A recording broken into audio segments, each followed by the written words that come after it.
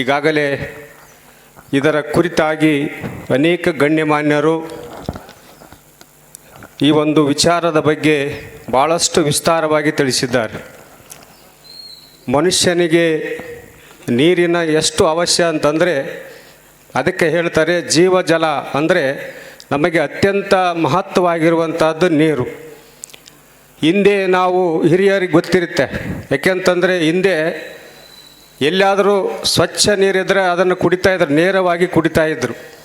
ಆದರೆ ಈಗ ಅತ್ಯಂತ ಕಲುಷಿತ ಆಗಿ ಆ ನೀರನ್ನು ಬಳಕೆ ಮಾಡುವಂಥದ್ದನ್ನು ಹಿಂದೆ ಮುಂದೆ ನೋಡುವಂಥ ಈ ಒಂದು ಪರಿಸ್ಥಿತಿಯಲ್ಲಿ ಹಲವಾರು ನದಿಗಳು ಕೊಳ್ಳಗಳು ಎಲ್ಲ ಕಲುಷಿತ ಆಗಿದ್ದಾವೆ. ಏಕೆಂತಂದರೆ ತುಂಗಭದ್ರೆ ಈಗಾಗಲೇ ಎಷ್ಟೊಂದು ಕಲುಷಿತ ಆಗಿದೆ, ಅದನ್ನು ನಾವು ಕಾಪಾಡಿಕೊಳ್ಳುವಂಥದ್ದು ನಮ್ಮ ಕರ್ತವ್ಯ ಎನ್ನುವಂಥದ್ದನ್ನು ಈಗಾಗಲೇ ಗಣ್ಯರು ಭಾಳಷ್ಟು ವಿಸ್ತಾರವಾಗಿ ಹೇಳಿದ್ದಾರೆ.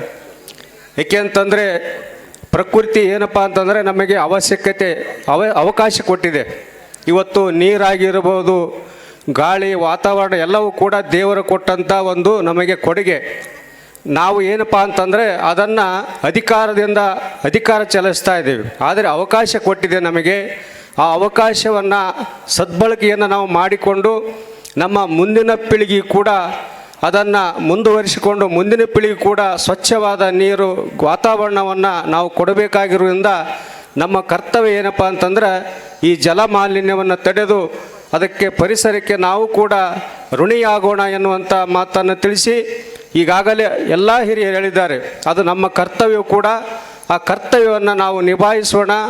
ಈ ಒಂದು ಕಾರ್ಯಕ್ರಮವನ್ನು ಯಶಸ್ವಿಗೊಳಿಸಿ ನಿರ್ಮಲವಾಗಿರುವಂತಹ ಪರಿಶುದ್ಧವಾದಂಥ ನೀರನ್ನು ನಾವು ಬಳಕೆ ಮಾಡಿಕೊಂಡು ಮುಂದಿನವರಿಗೂ ಕೂಡ ಒಂದು ಬಳಕೆಗೆ ಅವಕಾಶ ಮಾಡಿ ಕೊಡೋಣ ಎನ್ನುವಂಥ ಮಾತನ್ನು ತಿಳಿಸಿ, ಹೀಗಾಗಿ ಸಮಯ ಭಾಳ ಆಗಿರುವುದರಿಂದ ಹೆಚ್ಚಿನ ಮಾಹಿತಿಯನ್ನು ಎಲ್ಲರೂ ಕೂಡ ತಿಳಿಸಿದ್ದಾರೆ. ಆ ಸಲಹೆಗಳನ್ನು ನಾವೆಲ್ಲರೂ ಕೂಡ ಚಾಚು ತಪ್ಪದೆ ಪಾಲಿಸೋಣ ಅಂತೇಳಿ ಎರಡು ಮಾತು